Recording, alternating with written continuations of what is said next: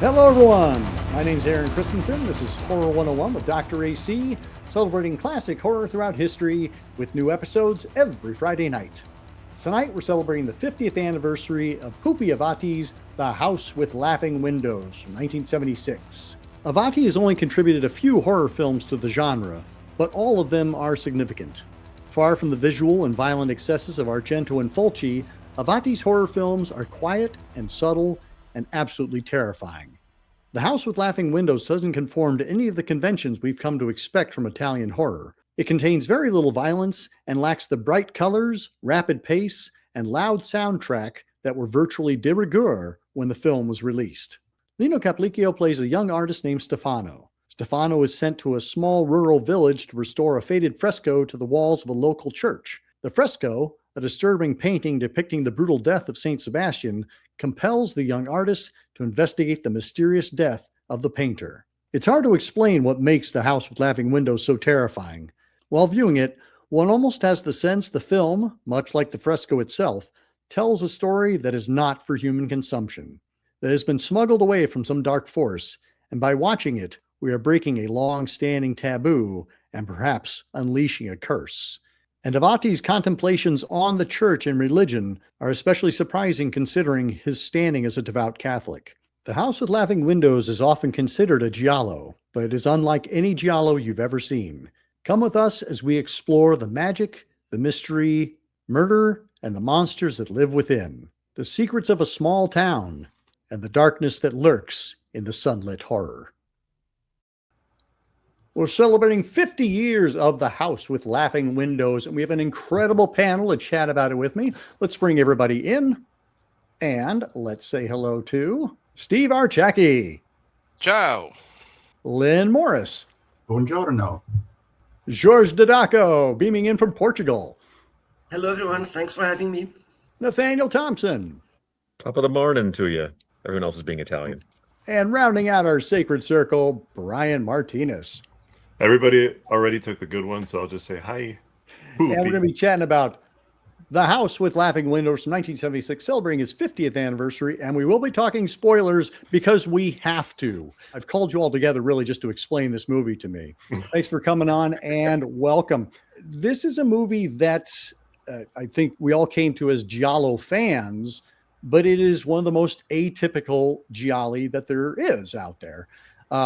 And I know, Nathaniel, you were kind of key to giving it a legit release through Image Entertainment back in the day. For the longest time, the only thing that was available were the gray market copies. Steve, how did you come to this movie for the first time? How'd you hear about it for the first time? It was probably around 10 years ago. This movie had a reputation, in the underground circles as being not only a great giallo, but a strange one at that. So I think I saw it about 10 years ago, probably on some bootleg website somewhere. And the old subtitles were very confusing.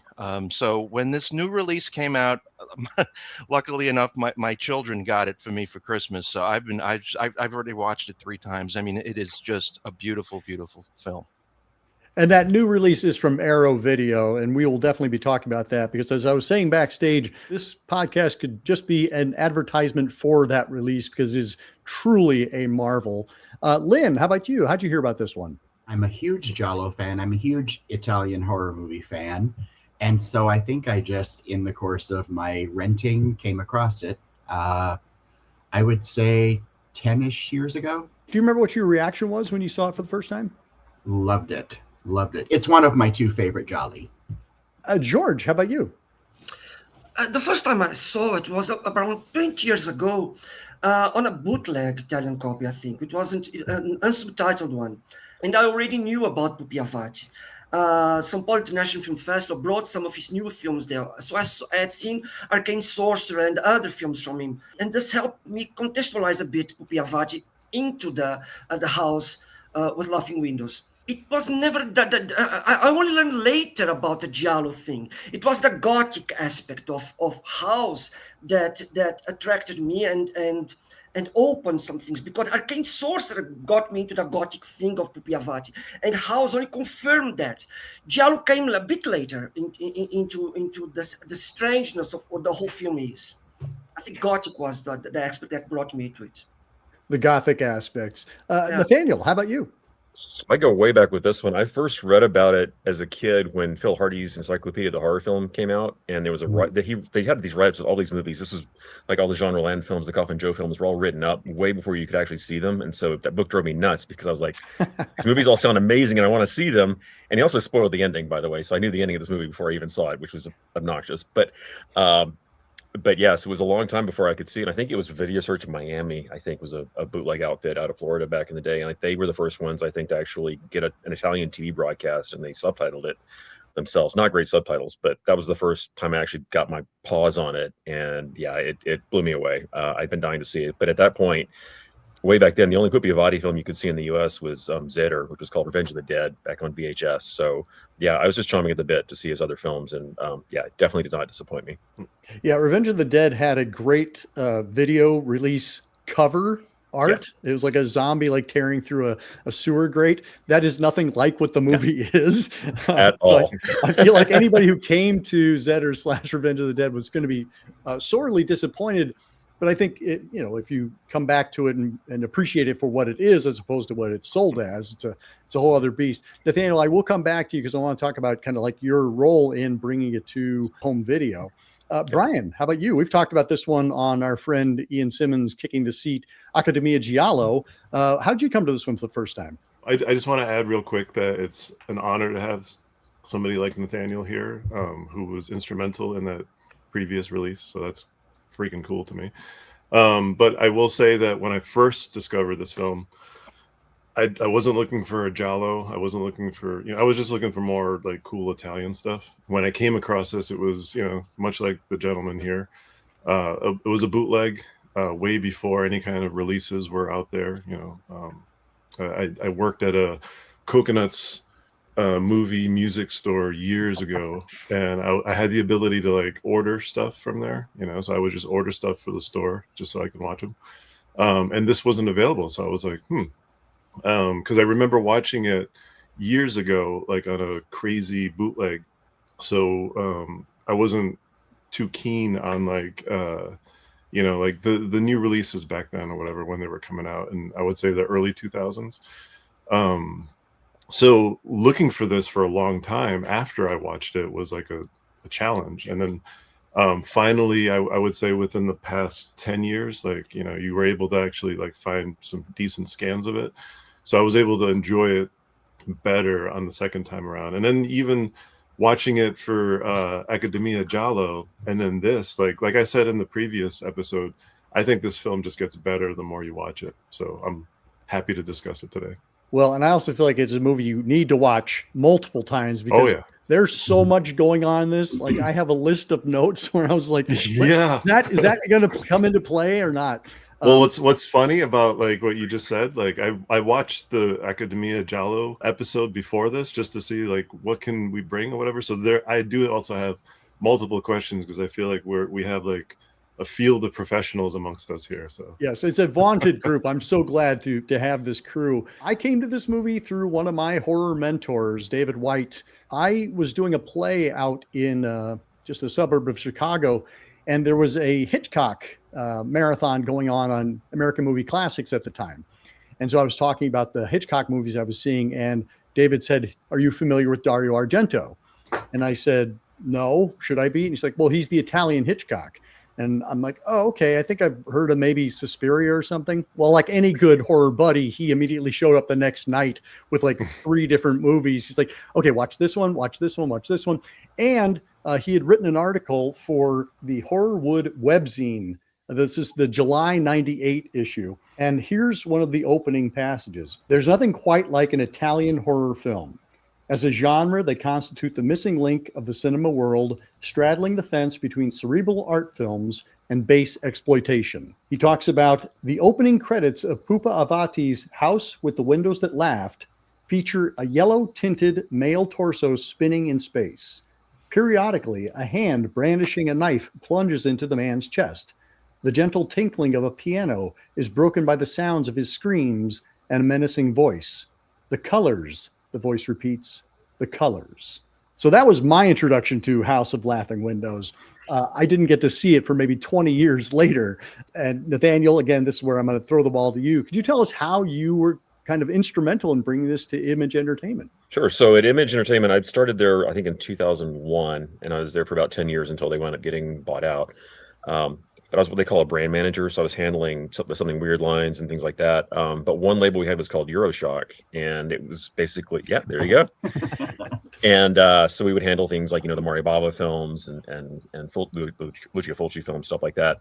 And we would get approached by people around the world who would want to sell catalogs to get licensed out for the U.S. And then one day, one of our sales guys was like, "Oh, I just heard from the Avatis. They have this thing called in the Italian title, Castata Finestre che Ridono." And I was like, "Oh my God, House of Laughing Windows! Like, you got to do this." And I was jumping up and down because it had just come out on DVD in Italy by Fox Italy. And but yeah, so I basically just had to twist everyone's arm to have them release this movie.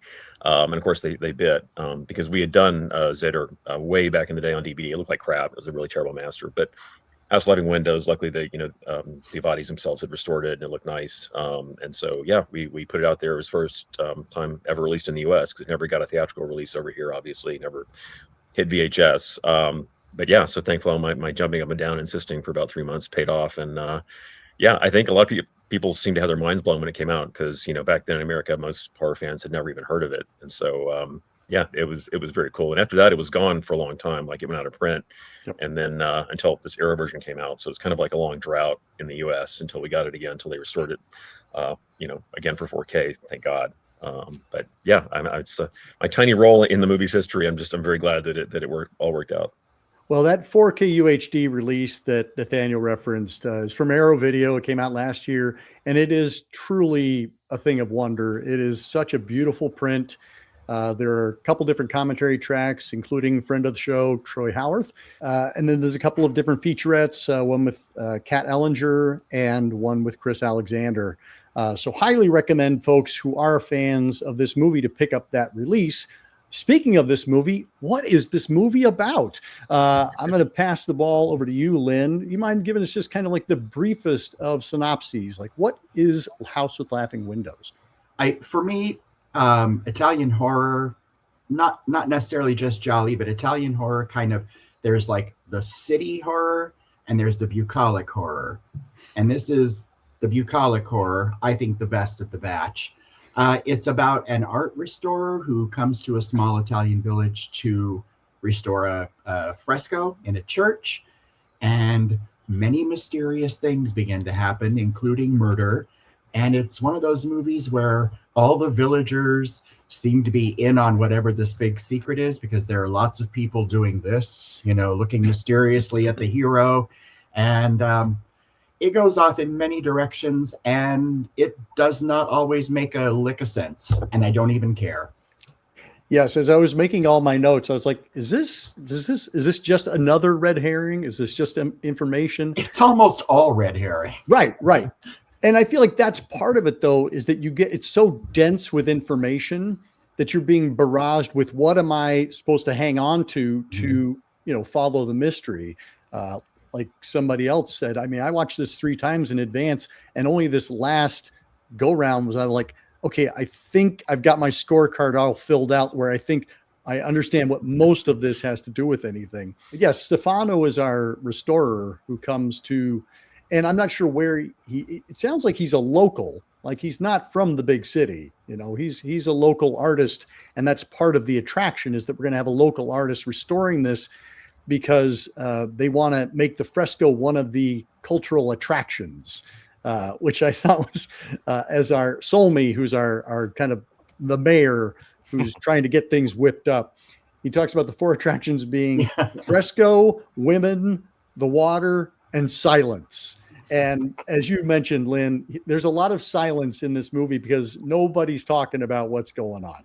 He didn't mention the eels either. Because they're a plus, right? Yeah.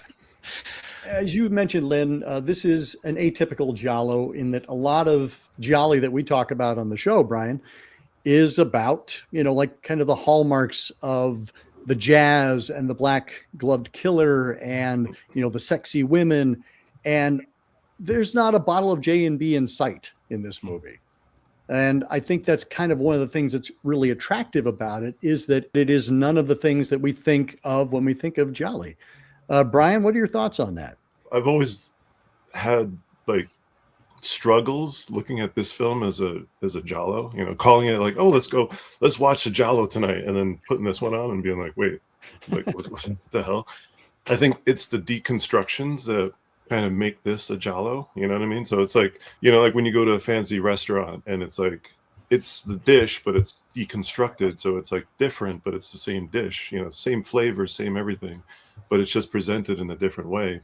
I think that's what truly makes this a Giallo, because all these different avenues that Italian filmmakers would take during, you know, 60s leading into the 70s and then beyond, which would be like, you know, let's make this film kind of like this guy's film, but make it our own or whatever. You know, it's for me, it's super interesting to like watch this film under the guise of that like mentality. At my age, like I'm so done with just sitting back and trying to argue what a Giallo is. So it's like it's interesting to just to hear the different perspectives of, you know, how people perceive this film and then any other as like a Giallo film. I mean, I think it's worth pointing out that the timestamp on this one is 1976. It's following Dario Argento's Deep Red, which was kind of the Giallo to end all Giallo. Mhm. If you notice too, like there's that scene where homeboy gets pushed out the window, right? And then he's like, he sees like the other figure in the window, which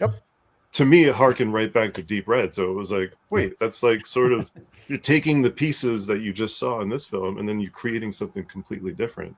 So it's kind of like, to me, that's I just noticed it this time around, but it was like a cool example of what I'm trying to say in terms of like, this is a Giallo, but not necessarily unlike any Giallo that you've seen or like you're accustomed to, you know? Yeah, I was just going to say, Steve, what are your thoughts on that? Like, how does this fit for you as a Giallo, and what are the things you love about it? Well, first of all, Brian, we refer to that scene as the Italian dummy drop from here on. Yes, of course. You know, it's funny because I was going to just chime in and say we did another cast a couple of weeks ago, and this movie came up in the episode, and I actually questioned whether or not it was a Giallo or not, and boy was I wrong. In my opinion, this is absolutely 100% a Giallo movie. It's got all the tropes if you look for them: the amateur detective, you know, the murders, the gaslighting. However, at the very end, and I think this is why I got confused because I haven't seen the movie in so long. At the end, really goes into, in my opinion, like deep horror. So in my view, it's a Giallo with incredibly horrific portions. Nathaniel, what are your thoughts on this one? Like, where does it kind of land for you in terms of the genre itself and within Italian horror? It is definitely a Giallo.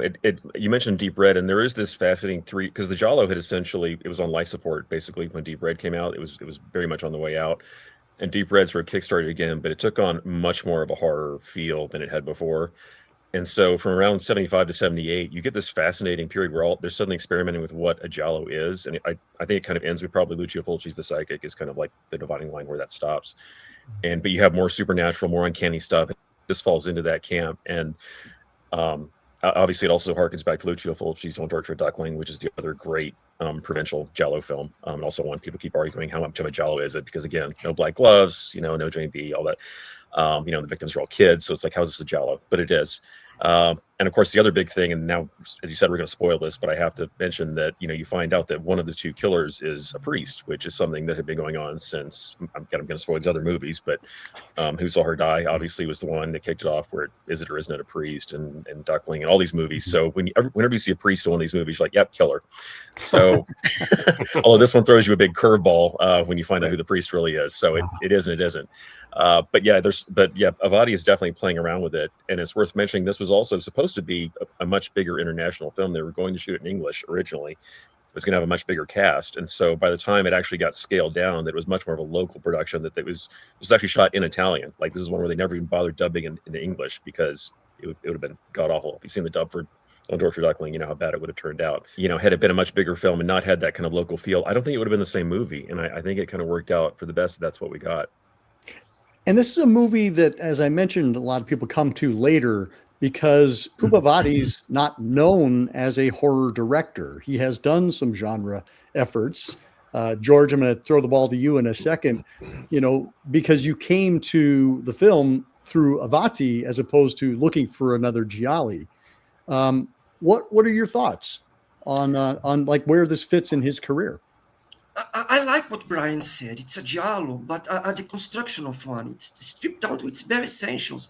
We have the elements, but reorganized in a different way, and add with more layers into other genres. So you have the Gothic, the interior Gothic with blowing curtains and mysterious stairs and locked up rooms with an old lady in a room, but also the bucolic Gothic with the solar things hiding mysterious pathways, and the flower and greeneries that reveal creepy abandoned houses.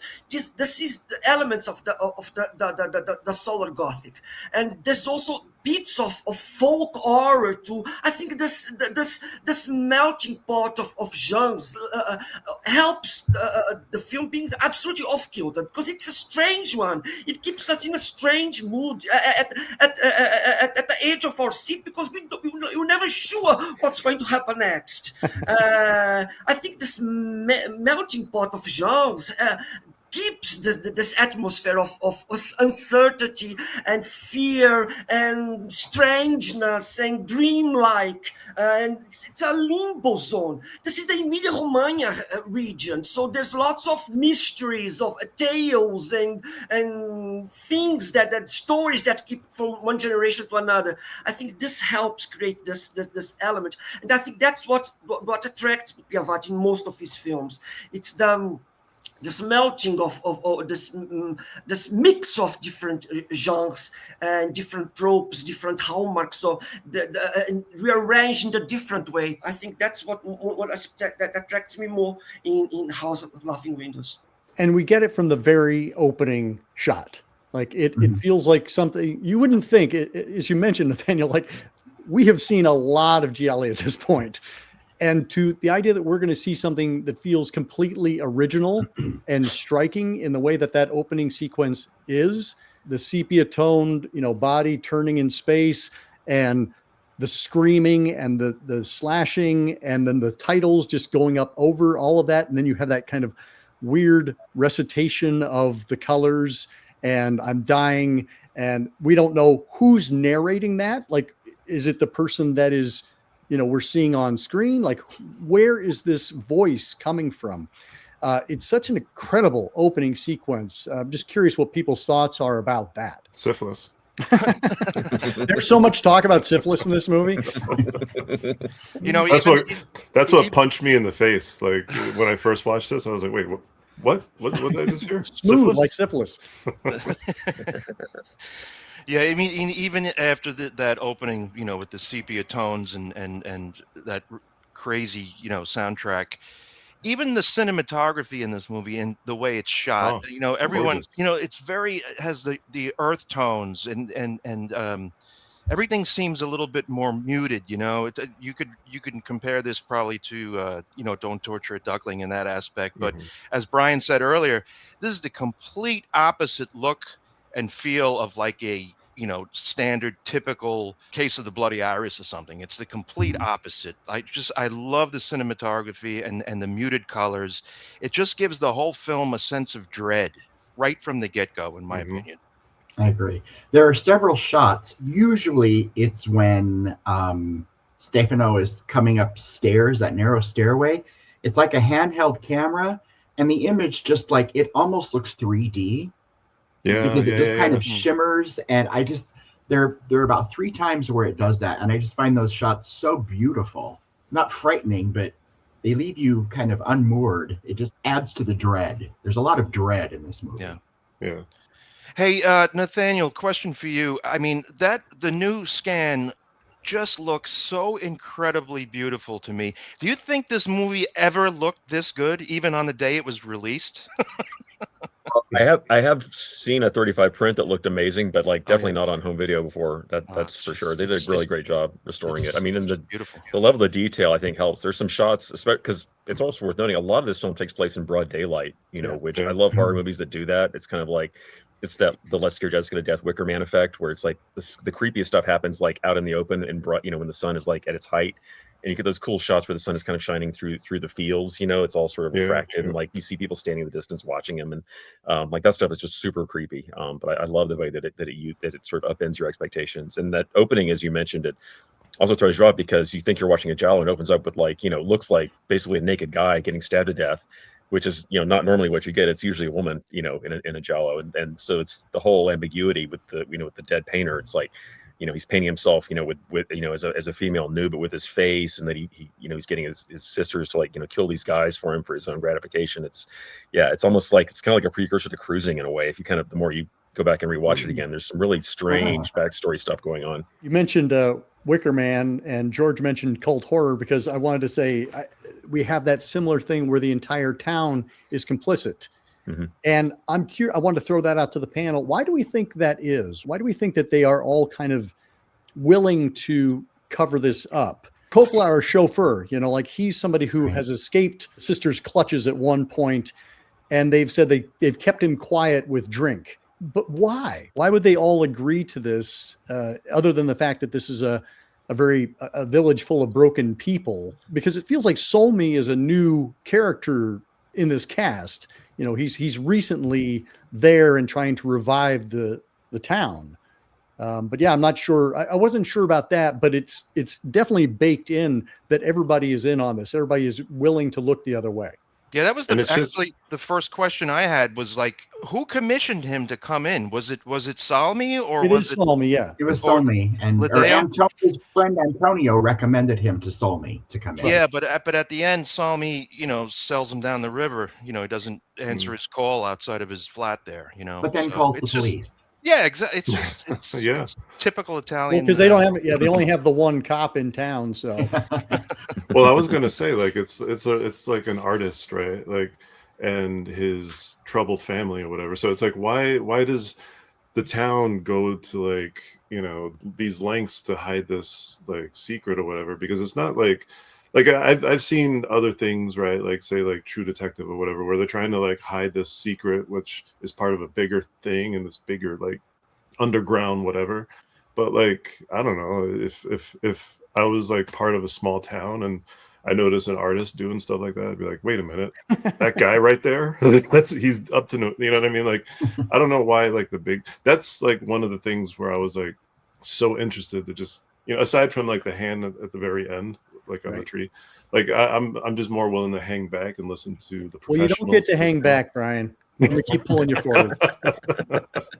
I think this is post-war Italian town. Yeah. So there's lots of skeletons under the closet of everyone in there, and some literally, some down earth, and I think that the bodies are buried in that ground, and the skeletons are on the clothes. So everybody has something to fear, I think, in that town.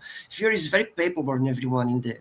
When you were talking about the eels, the thing that has poisoned the water is, quote, remnants from the war. Yeah. And that phrase just kind of jumped out at me. It's like all of them feel like remnants from the war, like they are trying to move forward.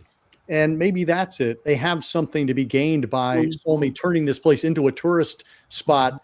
And all they have to do is not talk about the past, not talk about the skeletons in the closet. Yeah. AC, I'm glad you brought that up, because with the special edition Blu-ray 4K, it comes with a really beautifully printed booklet, and I think there's 5 essays in there. One essay in particular I thought was absolutely amazing. It was by a gentleman by the name of Matt Rogerson. It attempts to portray what Avati was doing by showing Italy hiding its history with fascism and the Nazis and Mussolini. including its history and trying to hide the fact that no one really spoke about it, but not only the government and the country itself, but the Vatican as well. Upon watching it again for the third time, and after reading that essay, it really opened my eyes. I think there's a lot of that in this movie. And what he says about the church too at the beginning. Don't forget when he first shows up, the whole speech he gets from the priest is that's a pretty big key to know what's going on in the film, because basically that during the war, everyone did something that they're ashamed of, at some point, and so everyone's living with this guilt, and they're all afraid, and they're all financially unable to leave, so they're sort of trapped. It's like it's not their choice, like they're stuck in this town that they can't get out of, and so it's this cycle that keeps perpetuating. I wondered what role the sisters and the artist played in the family, because I think it's Coppola says they went away and they came back. Well, he doesn't say wealthy, but with more money than they had to begin with. And I wondered how much the town was indebted to them financially, or the townspeople. And I find it interesting that they when they moved, they went to Brazil. But they weren't successful there. Like they went there to make their fortune and did not succeed and came home. And I'm not sure when he contracted the syphilis, but it does seem like, the brain was unsettled for a while. And I don't know how much of that we attribute to the disease and how much we attribute to just him being part of a crazy family. Because, there is so much talk about venereal disease. Kind of circling away from that, we have Stefano, like he's introduced to the current school teacher who supposedly has had everybody in town. And then suddenly she disappears and she's replaced by the younger school teacher, Francesca. And Stefano has interactions with both of them. It is just this sense of like, this disease just keeps getting spread around in this town. Whether it's the disease of complicity, whether it's the disease of syphilis, whatever it is, like this town just keeps turning in on itself. The Francesca character, since you brought her up, every time I go back and rewatch it, I kind of like get more intrigued by her character, because she's obviously not on the level at all, because he calls out the initials that she has. She's like, oh, it's a present I got a long time ago. It's not related to that painter. No, not at all. But it's like, by the timing, it's like, so the other school teacher vanishes and she's put in place to sort of distract him from his investigation. When that fails, then obviously then she winds up getting killed, as part of their attempt to recreate these paintings. So yeah, the whole Francesca character, I think, is fascinating. And every time I rewatch it, I kind of come at her a different way. Well, the cigarette lighter is another example of a red herring that like never really pays off. It's just meant to kind of continue to keep us distracted. Yeah, but it seems like Janet Leigh in Manchurian Candidate, where it's like as soon as she shows up, you're just like, something is very off with her, and they never really resolve it. But you're just like, there's obviously some backstory there in their head when they're making it, and you're like, you have to kind of fill in the blanks yourself. Well, speaking of those red herrings, I'm never quite sure why they want Stefano to move to the house where our supposedly paralyzed sister is staying. Like they move him from the hotel with this story that we have a group of tourists coming in that we later find out is complete bunk. It's like, no, there's no tourists. We haven't had tourists since the Germans, so it's like, so the fact that they want him to move, anybody have any thoughts on that? Like what would come from them getting him moved to that house in the woods outside of town? The only thing I could think of is to keep an eye on him, to keep him contained. I don't know. This is one of those movies with so many dead ends, but in a good way. Like in my mainstream non-Italian horror viewing, I think movies like stand and fall on script. And in Italian horror, I just don't care. I mean, they can have all these illogical things and not have it all add up, but it doesn't really matter because it's just really more about the visuals, the moods, and I just think this is so beautifully made that it just doesn't bother me, that I can't figure it out. I think that's true of a lot of Italian horror, right? Is that, but in this case, we're not like getting style over substance.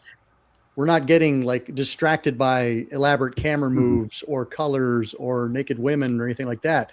We're just getting a lot of story and a lot of fragments. Yeah, I think the reason he gets moved is the same reason why in Suspiria Jessica Harper gets shuttled from Olga's place back to the school, where they sort of want to keep her like directly under the microscope so they figure like is this someone we can use, or is it somebody we're gonna have to bump off? And they're sort of going back and forth. And of course, we know how that turns out. Like when you're in a dream and then like you're dealing with one character and then they sort of fade and then morph into another character. Yeah. Like viewing it under that lens, Francesca's character makes more sense. Like if you're just like, if you're stumbling into this film and it's like 3:00 in the morning and it feels like a dream, like it really fits like perfectly, like in that style, it's like, if I could describe it to anybody that's like about to watch this film, has never seen, first of all, I'll shut this off because we're discussing shut it off a while ago. But like I would describe it as like just an Italian sort of poem in a weird hazy nightmare that has some giallo and some other stuff in it, because it has everything. George, I know you were in the performing arts. A lot of gialli, it seemed like, deal with musicians and artists and things like that. That was one of the things that appealed to me here, is that Stefano is a failed artist. He's somebody who didn't make it as an artist, and he has been reduced to restoring other people's art. And he's the one who's really excited about this fresco because it's Ligonini. He's like, oh, he's amazing. He's wonderful. I think when he crosses the ferry from one side of the river into the other side of the river, I think it's like Alice crossing. I love the hazy night, what Brian said.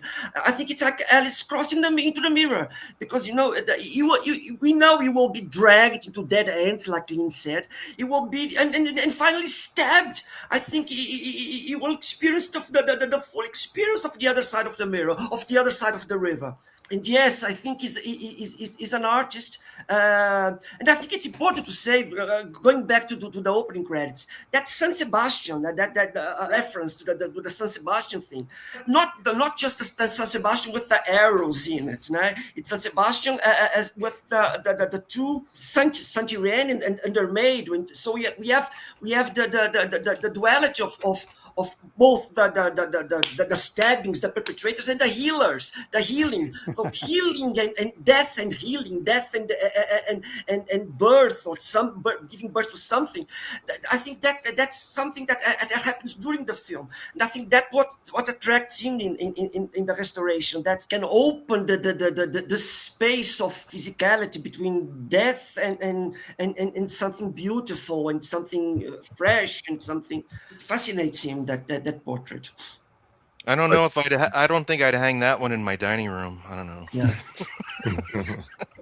I want to just say that I could just listen to George all day, like discuss this film, because like it's really opening up my eyes to like other aspects of this film. So when I listen to George, explain the art aspect of this, it really like it opens up your eyes to like, oh yeah, like I didn't really see it that way before, but yeah, like as an artist, like I could see him being really passionate, and even just Stefano as the restorer, like you can see how he's very much devoted to this piece and the mystery of it all and all that stuff, like he is that amateur detective, but with that artistic spin to it, with that sort of newfound purpose, and then not to mention, just the sweetness of it all, like the relationship between Stefano and Francesca, it feels very sweet. It doesn't feel like gratuitous or whatever. It feels like at the point where he finds her dead, it's like, man, like you feel that heartbreak, and you see how pained he is to,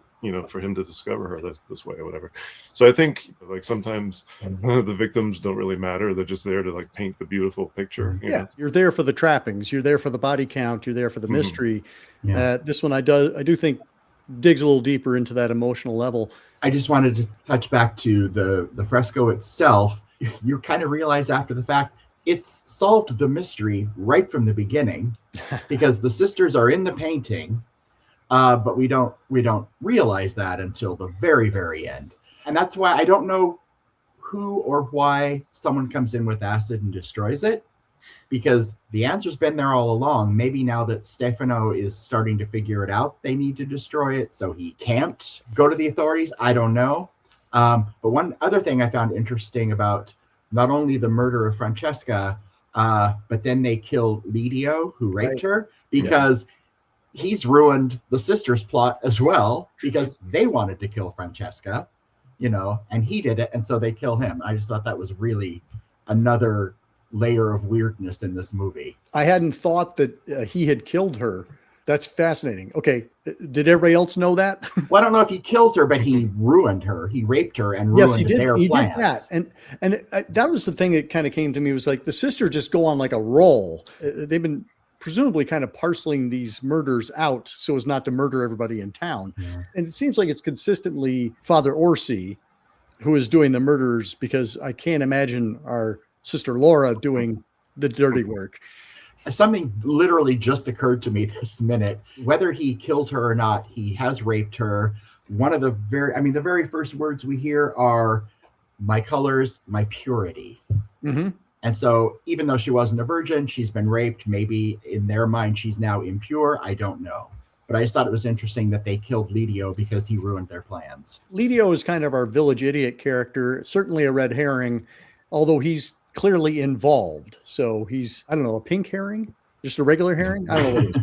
What's on Lidio and his role within the movie? He was the one helping them out, keeping these practices going and all that. He was the replacement for their brother. But that my interpretation was that the sisters were outraged that he tried to rape Francesca, and that they sort of like, oh, well, while you're doing that, let's just go string her up and do our usual bit. And so they kill Francesca as part of the ritual, but then they kill Lidio because he's crossed that line, and that, that he's useless to them now. That could be as well. Yeah. That was my reading of it. Just to throw back to you were talking about the artwork as well, but I don't know what was in the water, but for some reason in 76, like Saint Sebastian was everywhere all of a sudden. I don't know what was happening, but that's kind of one of the ultimate sort of like pseudo-erotic religious images, but all of a sudden you have it in Carrie. She has Saint Sebastian in her closet. Derek Jarman does the film Sebastian the same year. So for some reason, everybody was like obsessed with this image all of a sudden. I don't know why, but sometimes in movies it just happens. But yeah, art is definitely not a positive thing in this movie. And I think Lidio is part of that it's part of this sort of corruption that keeps going. And it's this mental disease that passes from person to person. You mentioned the muriatic acid, and do we think that that is true, what the grocer says, that everybody in town buys a liter a week? Because Lidio walks in the door and just at that moment, and you see an exchange of views between them. Gestures for him to leave. Yeah. Right. But like the grocer just has that story, but it also seems perfectly plausible that, like the muriatic acid is not the thing that's going to tie anybody to the defacing of the mural. Or is it just one more thing of like, everybody's in on it? And how come no one's questioning why Lidio is buying gallons of formaldehyde every week? Yeah, for a small little town, they seem to be pretty well stocked in the chemicals. Well, the dude cooks and eats rats, so I don't think anybody questions anything he does by that point.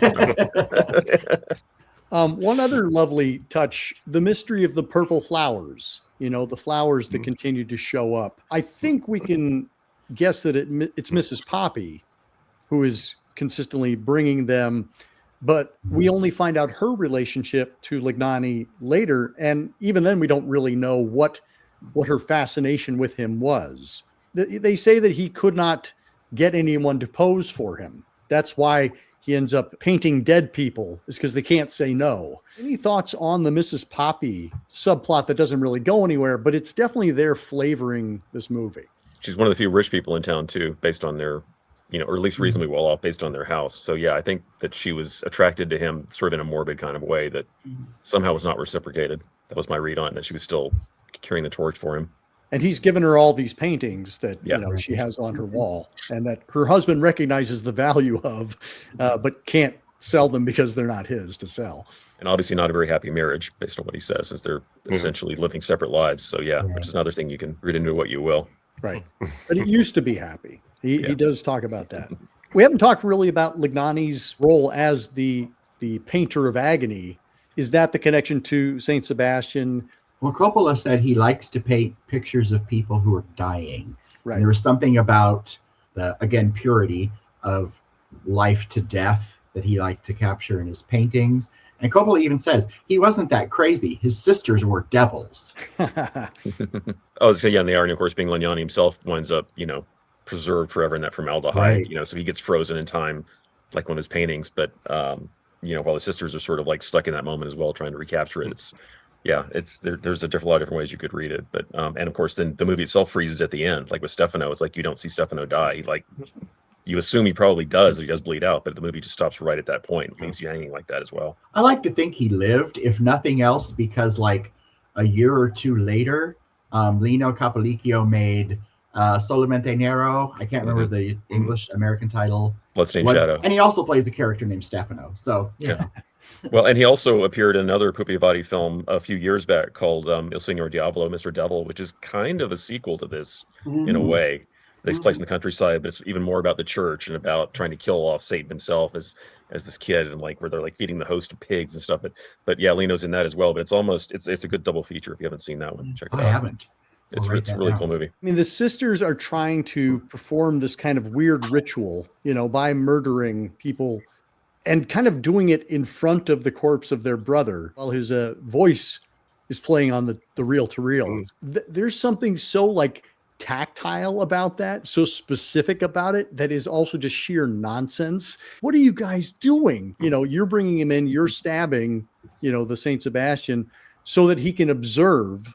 But what beyond that? Like what's happening in their minds, do we think? I didn't mean to laugh on this most recent viewing, but like the scene where they're both chasing Stefano outside the church, or like I actually laughed out loud because I was like, man, you got these like 80-year-old ladies chasing granted he was stabbed, right? So he's a little wounded. But like you could even hear one of the sisters wheezing as she's running, and I was like, "Man, you stop running! You gotta like give yourself, And then they're like, "We'll just come back tomorrow." Yeah, we'll hit it in the morning. We'll get him in the morning. Yeah. Well, it makes me think of like if you're being chased down by a moldering zombie, but you're wounded or whatever, and you're like, I can't outrun this dead guy. There's certain things that hit me this time around where like for example, when they're digging with those tiny little shovels, wouldn't you like serve yourself better with like a bigger shovel or whatever? And what hit me too is like when it flashed to the jawbone. Yes. And I was like, I get it every time. Like, God damn it! If you just looked over there. Well, okay. So here's my question: did they find it and just say we're not finding anything? Oh. Maybe because we never see him go over and look. And I mean, if we're in a town that's everybody's in on it, I have no reason to doubt that Coppola is telling the truth, that all the bodies are buried there. And the fact that they could go and dig and not find anything. And they show us that they did uncover a jawbone. Yeah. Yeah. And I was actually impressed how far down they dug with those shovels, like when it panned to the one. You need to do some hard labor, my friend.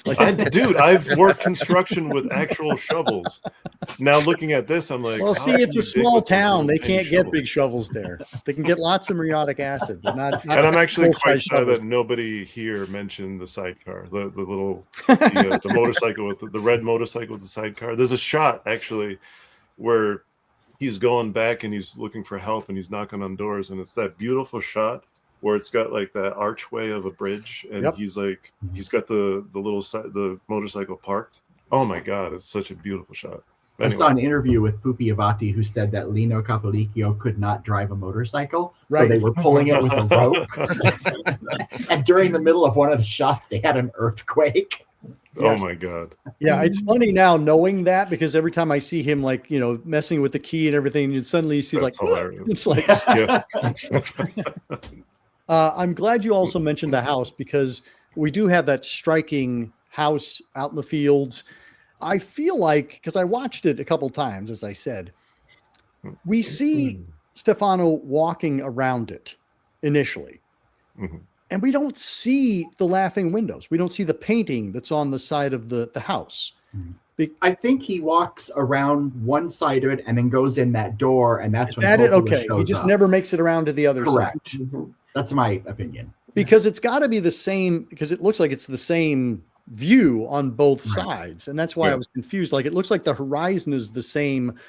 One time when he visits, there's no painting. And then the second time, there's the windows with the beautiful mouths painted over them. Well, they had to already be there because Antonio mentioned talks about the house long dead by then. I love that house the way it's painted. Oh my God, it's so cool. I was going to do that here, but my HOA wouldn't approve the plans. I was watching it. I've watched it twice this week to lead up to this. And I was watching it, and my partner came in the room, so I froze the picture just as he's standing there in front of the house. Yeah. And it's such a striking image that, like, my partner just looked at it and said, what is this? Yeah, what are is you this? watching? I love the restraint to like not show the complete look of the house until towards, like the third act or whatever. Right. Because like, the movie is called House with the Laughing Window. So you're sitting there like, wait, how's this linked to this, whatever. And then like that nice, like not opening shot, but like the shot of the house almost like being revealed, right? Yep. The restraint in that, and then the reveal of it is just so perfect. And it doesn't actually pay off in any real way. No. Other than it's a house with laughing windows, But that is where the bodies are all buried. I mean, that Right. that part of it is true. You mentioned the shutter slamming that kind of calls his attention to the side of the house. We have a lot of kind of like random movement of shutters and gates and the bag swinging, that almost makes you feel like this is a supernatural aspect going on. That the ghosts are calling out to Stefano to reveal themselves in some way. Upstairs, the killing floor, basically. The fact that the bag is just there swinging. That creeps me out as Right. much as anything in the movie. He walks in and it's just swinging. Yeah. I'm like, who was just here? What's in the bag? Right. And he pays no attention to It it. goes completely unanswered. Well, AC, that supernatural element that you discussed, like I think George hit it on the nail earlier. That's almost like it feels like Alice in Wonderland, and then like he's sort of now in this weird ethereal world where like things just don't make sense, but they kind of do. They're hazy, and you see sort of things in the background that you don't necessarily pay attention to unless you really look at it and like, oh my god, it was in plain sight the whole time or whatever. So I think a lot of those like supernatural elements come into play with this film, like as an entirety. I go back because it's like, I don't want to be that guy that's like, this is not a Giallo film, because I think it is, but it's like, I think it's just so much more than a Giallo film. It's not like Strange Vice or whatever, where it's like, yeah, that's Giallo. Obviously it's Giallo. It's like a Giallo sandwich with like a side of this and a side of that and everything else, The difference here is that a lot of Giallo are sort of, it's just a straight up murder mystery where it's like, here's the mystery, here are the victims, here's the solution. This movie doesn't really do that. Like the more you, this is, again, we said this is a very rewatchable film. In fact, I think this movie actually gets creepier the more you go back and rewatch it. I agree. And it kind of, and this is outside of Italy, but another film that kind of feels that way to me is like some like Cronenberg's Videodrome, which is one where every time I go back and watch it, I kind of latch on to different pieces of the story and try to put it all together in your head. It's one of those movies where it pretty much demands that you go back every 5 years or so and go back and look at it again, or like Angel Heart does that too, where it just kind of gets under your skin even more as you revisit it, which makes it different from your average Giallo, I think. I love that you brought in Angel Heart like to this discussion. And Videodrome in the same. Yeah. One of the things that, as you talked about the rewatchability, we start to connect more with the characters. I think because there's so much information going on, there's so much plot in this movie, so many things that could have some significance later on, that we tend to focus on that. And as you watch it more and more, you start to kind of like recognize, like what is Coppola's story? What is Mrs. Poppy's story? What is Francesca's story? Like we start to just actually identify and care for these characters in the way that we do other beloved films like Aliens or The Thing, where we talk about how, these characters are so well-rounded. It's like, well, really, they aren't. Like we get little pieces of them, but because we watched it over and over and over again, we feel a genuine connection to all of these characters. Yeah. And I feel like that was very much true for me. You talked about the sweetness of Francesca. She's such a cipher. We don't know anything about her other than the fact that she's willing to sit in the dark for 2 hours and listen to this reel to reel. I'm like, what? Why were you doing that? How did you break into Stefano's house? Also, I love these characters because they're so weird and kind of off kilter, and because they get obscured by the plot. As you go back into it, you're like, oh, there's a lot of stuff going on underneath all of this. Do you think Francesca thinks that he is her ticket out of town, because she really wants to get out when they're planning to leave, and she gets really perturbed that he won't leave immediately? Right. So yeah, her sitting there, it's like she's been sort of, I think, listening to the tape for so long. It's like she's been infected with this, and she realizes that her days are numbered, that she's about to like totally lose it if she stays in this town, that she really wants to get out. It's another part of her that you sort of have to like read into it. Well, and why were they getting rid of the older school teacher? Why were they letting her go? as somebody who's been part of the community clearly for a little while. You know, the fact that they're bringing Francesca in to replace her, they don't even, you know, tell anybody that, you know, the old school teacher's on the way out. There's so much unanswered in this. Absolutely. So much, Well, including the hand at the end. Let's talk about the hand at the end, Brian. 'Cause that's really why I'm here. I want that answer. Somebody tell me why that hand's there. Nathaniel, you know a little bit of the backstory on that one, right? First of all, the whole police ending was kind of imposed on the film. It was supposed to end with him, you know, sort of in limbo as you think he's about to die, and that was it. But they wanted something a little more. It's like Who Saw Her Die, where they had to stick that line of dialogue at the end to sort of say, "Oh, wasn't really a priest." It's kind of like that kind of effect where they need something for the audience a little bit to give them a little more closure. And so the hand, I think, is a gesture that you assume that the cops have been called. Maybe they show up in time, but then the hand is like someone who's about to either intervene or they're just watching that this is not over, that it's just going to keep happening. And even if the cops do save the day, or maybe it's like City of the Living Dead, where it's just like, whatever the hell, we're just going to do what we want at the end. And we can debate it forever and there's no answer. But that's my read on it anyway. And it's Pupi Avanti's hand. That's right. It is the director Yeah. himself, like providing that. So Right. when I was watching it, because I'd listened to the commentary and learned about, you know, it being an imposed ending, and it does feel like an alternate take from an earlier shot. Like we get that same framing earlier, and you see a shoulder move into frame. And I think we're supposed to think that it's Father Orsi who is watching Stefano at the house. So the idea that its help is on the way, that shot before gave us a sense of foreboding, and now it's supposed to give us a sense of hope. I mean, again, if I recognize that it's imposed and they're trying to make sense of it, but it doesn't make me feel any better. It doesn't feel any more hopeful. You know, the fact that the cops are coming, nothing is going to change. You know, Solmi is the one who called the cops. Clearly, he's in connection with them. They're going to come in and go, yep, and move on, and things will go on as they have. It might sound a little silly, but like the last time, like this recent time watching this, like because I was like struggling looking for a freaking answer to that hand or whatever, I kind of looked at it almost like Legnani, you know, like framing the entire story and being like, I'm always here in the background or whatever. Love it. You know, like in terms of poetry, like the way that I like immersed myself into this film, it feels very poetic in that way. And we are talking spoilers, have been for an hour now. But the fact that Father Orsi is revealed to be one of the sisters, that I think it's a great, like, what the hell is that all about? The booby is what took me out. Like when I saw that breast, I was like, what the that ending, that like whole when I scene first is watched it. batshit crazy. Yeah. And you could tell somebody going into this movie, it's going to have a twist ending, and you would never guess that. No. Never. That's why, like, in the previous episode, when somebody mentioned Sleepaway Camp, I was like, yeah, like I never thought of it in that way, but it's like, yes, like it's that same kind of feeling. I actually thought of that this time. Yeah. That voice, that old lady voice, and the cackle coming out of that. Oh my God. That actor's face. So off-putting. So creepy, dude. Yeah, it's so like, whoa. And the way that is shot with that kind of like weird fish-eyed lens, of clearly from Stefano's point of view, where he's hanging on to life and just watching, you know, the sisters lingering in the corners of the frame. Just it's so good. That's what makes it feel like just the whole thing is a nightmare. You know, he's like in this world and he's trapped and he can't get out, you know.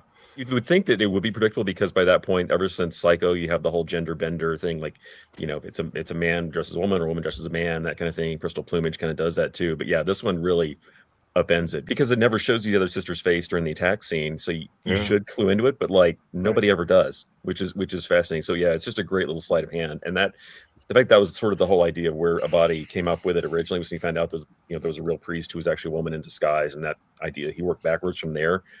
Is why I think this works as a mystery, because he figured out the solution first and then built it in reverse, which I think is fascinating to me. And so you're really getting the payoff. Like he made the movie mainly so he could do that last 5 minutes, which is fantastic. The rape of Francesca, I think, is one of the more troubling sequences, you know, in a movie filled with troubling sequences. I don't know if anybody has any insight on like where that piece comes from, because Lidio does not strike me as dangerous in that regard. And it does kind of feel like it comes out of nowhere. It's disturbing. I think it works, but it is one of those things that I go, where did that come from, and why did it have to happen? Well, he's disturbed enough that he puts a cat in a coffin during a funeral. Yeah, so, I mean, we learned that early on, so it's not like he's just some gentle soul. I wonder if Lidio knew that Francesca was doomed anyway, and maybe I'm not saying that's a reason to do anything like that, but maybe that was his logic. Like she's gonna be doomed anyway. Well, you just maybe lit something up for me in that you get the sense that somebody's observing Francesca, and we don't know who it is. It's possible that Francesca was earmarked to be the next victim for the sisters, and that Lidio was supposed to bring her to them, but he decided to, attack her, and that's what brought on the revenge. Was that, you just bring our victims to us. You don't do anything else with them. And maybe that's why they decided they had to kill him as well. Actually, it just occurred to me, what if Francesca was actually being groomed as one of the, because the sisters are very elderly. What if she was being groomed as one of the successors? I never actually thought of that until just now, but that actually would kind of make sense. Right? Yeah. It's like that's why they brought her there. Right. Is that we need somebody to help us, and we're tired of working with Lidio.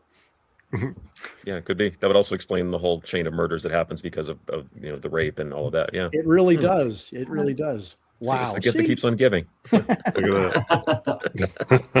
2026, and here we are. I do want to mention that it is January Giallo. Yes. Thank you. Yes. So if you live in Chicago, when it was first announced, and I love Will. Like Will is the programmer there now at the Music Box Theater in Chicago. That like I'm over here scatterbrained with all these details. But when it was announced that this film was being screened at the Music Box for this year's January Giallo, I thought that they were going to get Avanti here. Because he works Will works miracles. So I was super excited. But I will mention that if you live in Chicago at the end of the month, they're going to be screening House with the Laughing Windows here for January Giallo at the Music Box. So I'm so glad you mentioned that. You'll get the chance to see, alongside Brian and I, this movie on the big screen. So please come. It's almost worth flying to Chicago for. It is. Come on, everybody. Let's go. George, you're welcome. I'll pick you up. All you come on. I'll pick you guys up at the airport.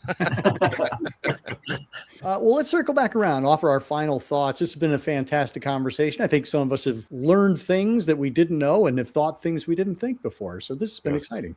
First of all, I want to thank Nathaniel for being involved in this and bringing this beautiful work of art to the home video market in such a fantastic edition. So thank you. Hats off to you on that. I don't really know what else to say about this movie. I love it. It's in my top 10, possibly top 5 Gialli. I was completely wrong in thinking it wasn't at one point. So I apologize for that. It definitely is. And I'm going to pass it on over to you guys. Thanks for having me. Lynn? 10 out of 10. Leave all of your expectations of logic at the door and just enjoy it for what it is. George? Horror fans, expect the unexpected. You won't be in safe territory for a single minute. Thank you, George. Nathaniel? One of my favorites. And I would just add, for the Arrow release that you were talking about, one thing do not overlook that you did mention, there's also an amazing 90-minute documentary. Oh my gosh, thank you, Nathaniel. Which has pretty much every living, and in one case, no longer living participant involved with the movie. Nice. But it's just jam-packed with stories and like anything you want to know about the production. It is just a treasure trove. So do not miss that documentary. It is essential. But yeah, a great film. It just gets greater every year. And I'm so glad that it's back out there again to freak people out for a whole new generation. And we'll keep doing so, I hope. Yeah, it's called Painted Screams, and it is absolutely worth your time. Interestingly, I would say, and then I'll bounce to you, Brian, I promise. Both the commentary tracks and the documentary, they talk a lot more about the making of the movie and kind of the context of the movie. And none of them really dive as deep into the plot machinations as we have in this discussion. So if you feel like it would be a redundant experience, it absolutely will not be, because they are talking about different aspects of the film. And I was kind of surprised at how little talk about the plot is taken up with a full-length documentary and 2 commentary tracks, but I think it just speaks to how much there is going on in this movie that you can't pack it all in 90 minutes. Brian. I will only echo some of the sentiments already discussed here, but I'll also mention that years and years ago, when I was more deeply steeped in Giallo room stuff, we did an episode for House with the Laughing Windows, and a lot of the comments were like, "This is not a Giallo. This is a Giallo. This is not a Giallo." This is, going back and forth and stuff. And like I said earlier, like I'm at an age now where I just don't care about that stuff anymore. So I would also agree with the panel here. Go into this film expecting just something that you've never seen before. Go into this film expecting the unexpected. I feel like this is one of the greatest unearthed treasures. And not to mention, it's like, I have yet to even check it out, but apparently there's like an amazing release now through Arrow Video, which I'm actually like excited to get my hands on at some point. I'm ordering it the minute we're done here. Like, seriously. I mean, I'm taking a page from your playbook, because I think as soon as we're done, I'm gonna, because I these days with streaming and everything, and I have like a vast library of Giallo DVDs, Blu-rays, UHDs, whatever, laser discs. I used to collect a lot of stuff, but these days it's like I've become so lazy. This is a great excuse to go back and revisit the physical media aspect of all this, because I'm super excited to check out that documentary. Yeah.